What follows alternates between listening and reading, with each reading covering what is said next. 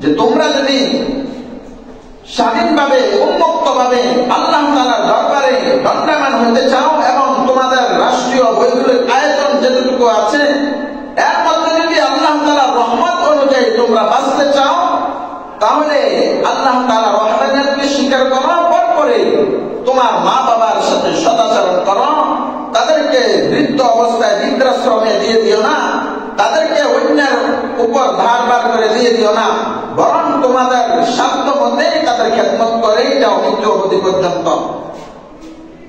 তো আল্লাহ রাসূল সাল্লাল্লাহু আলাইহি ওয়াসাল্লাম এখানে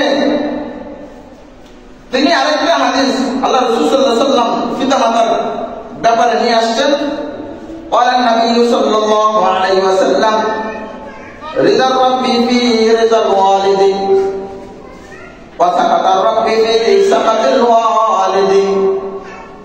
পিতামাতার সন্তুষ্ট আল্লাহ তাআলার সন্তুষ্টির মধ্যে, পিতামাতার অসন্তুষ্ট আল্লাহ তাআলার অসন্তুষ্টির মধ্যে।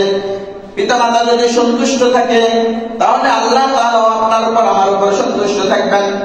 পিতামাতা যদি কোনো কারণে কোনো বিষয়ে যদি অসন্তুষ্ট থাকেন তাহলে আল্লাহ তাআলা আমার উপর অসন্তুষ্ট থাকবে, সকলের উপর অসন্তুষ্ট থাকবে যারা পিতামাতার সন্তুষ্ট মতো থাকবে না, ভর্তি মতো কাজ করবে না।